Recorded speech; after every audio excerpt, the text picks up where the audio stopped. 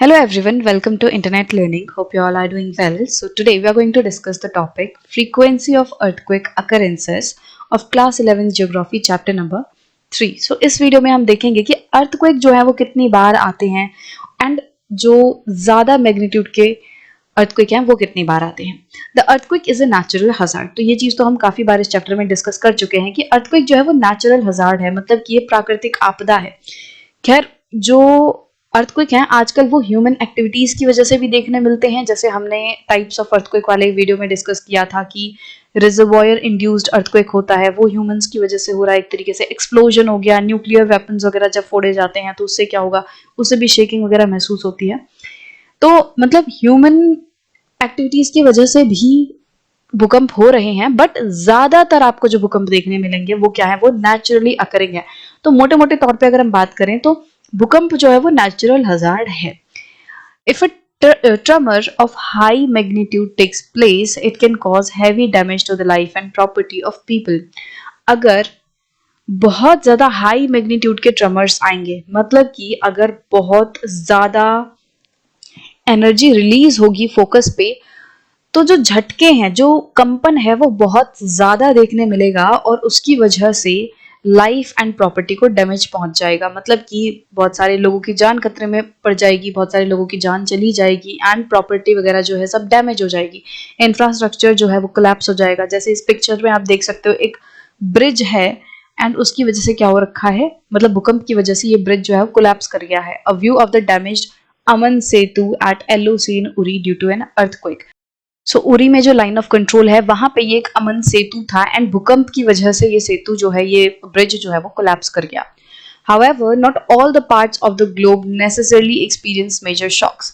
अब देखो जब भूकंप आता है तो ऐसा नहीं है कि जब भूकंप आएगा तो धरती के हर एक हिस्से में सेम इंटेंसिटी का जो अर्थक्वेक है वो महसूस होगा, ऐसा नहीं होगा. मतलब कि जो भूकंप आए हैं उनके मान लो उनके ट्रेमर्स ग्लोब के अलग अलग हिस्से तक जाते जरूर हैं. जैसे हमने ये वाला सेक्शन पढ़ा था कि किस तरीके से P wave and S wave globe के काफी सारे हिस्से तक जाती हैं, बट जरूरी नहीं है कि इनका झटका जो है वो बहुत बुरे तरीके से इन सारी जगहों पे महसूस हो. ठीक है, जो मेजर शॉक्स आते हैं जरूरी नहीं है कि वो बहुत खतरनाक तरीके से ग्लोब के बाकी हिस्सों को भी अफेक्ट करें. इसको आप ऐसे भी समझ सकते हो, हमने इंटेंसिटी एंड मैग्नीट्यूड वाला जब सेक्शन पढ़ा तो उसमें हमने देखा था कि इंटेंसिटी का मतलब क्या है कि जैसे जैसे एपिसेंटर से दूर होते जाते हैं तो जो वेव्स की इंटेंसिटी है वो कम होती है एंड वहां पे इतना ज्यादा असर नहीं पड़ता भूकंप का. ठीक है, तो यहाँ पे आप वही समझ सकते हो कि भले ही जो भूकंप है वो एक पर्टिकुलर जगह पे आ रहा है एंड उसकी वेव्स धरती के काफी सारे जगहों तक पहुंच रही हैं, बट इसका मतलब ये नहीं है कि हर एक जगह पे उतनी ही तेज अर्थक्वेक महसूस होगा. ठीक है, तो एपी सेंटर पे सबसे ज्यादा मैग्नीट्यूड का जो भूकंप है वो महसूस होगा, और इसे इंटेंसिटी बोलना चाहिए. एपी सेंटर पे सबसे ज्यादा इंटेंसिटी का भूकंप महसूस होगा, क्योंकि मैग्नीट्यूड तो हर जगह सेम रहेगा बट इंटेंसिटी जो है वो एपी सेंटर पे सबसे ज्यादा रहेगी. इस सेंटेंस को आप और समझ सकते हो, however not all the parts of globe necessarily experience major shocks. इसका मतलब ये भी है कि धरती पे ऐसा जरूरी नहीं है कि हर एक कोने पे मेजर भूकंप आएगा. मतलब हमारी धरती पे कुछ ऐसे पॉइंट्स हैं जहां पे बाकी इलाकों के मुकाबले ज्यादा खतरनाक भूकंप आते हैं. जैसे आप एग्जांपल देती हूँ, जैसे इंडिया में आप देखोगे जो जैसे राजस्थान वगैरह है, मध्य प्रदेश, दिल्ली, हरियाणा, ये वाला जो पूरा इलाका है यहाँ पे बहुत ज्यादा तीव्रता के झटके नहीं आएंगे. बट अगर आप बात करो हिमालयन रीजन की, ठीक है, हिमालयन रीजन की, हिमालयाज की, तो वहां पे जो भूकंप आएगा वो बहुत ज्यादा मैग्नीट्यूड का होगा, बहुत ज्यादा जो है शॉक्स उसमें होंगे, ज्यादा डैमेज वो लाएगा. मतलब कि भूकंप जो हैं वो जरूरी नहीं कि हर एक जगह पे मेजर शॉक्स वाले ही हों.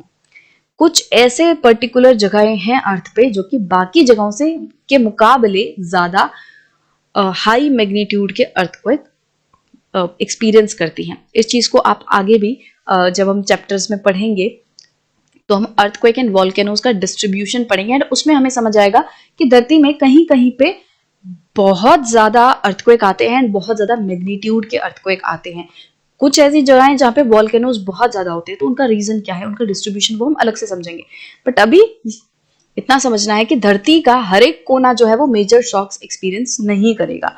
ठीक है, कुछ ऐसी जगह होंगी, उन पर्टिकुलर जगहों पे ही ज्यादा मैग्नीट्यूड के अर्थक्वेक आएंगे। ठीक है, we shall be discussing the distribution of earthquakes and volcanoes with some details in next chapter. तो ये चीज हम आने वाले चैप्टर्स में पढ़ेंगे कि वॉल्केनोज एंड अर्थक्वेक किस तरीके से फैले हुए हैं।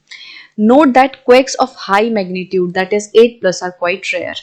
अब देखो, जो बहुत हाई मैग्नीट्यूड के अर्थक्वेक होते हैं वो रेयर हैं। रेयर मतलब वो कभी कभी आते हैं। जो 8+ मैग्नीट्यूड के जो अर्थक्वेक रहते हैं वो कभी कभी आते हैं। दे अकर once in 1 to 2 years, whereas those of tiny types occur almost every minute. तो जो 8+ मैग्नीट्यूड वाले अर्थक्वेक हैं वो कभी कभी आते हैं, वो 2 साल या 1 साल में कई एक आध बार आते हैं।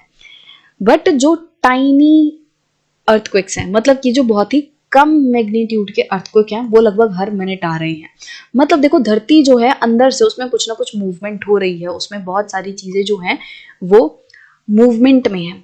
मैग्मा है, रॉक्स वगैरह है, वो मतलब जो टेक्टोनिक प्लेट्स हैं लगातार एक दूसरे के अंदर जा रही हैं, एक दूसरे से दूर जा रही हैं।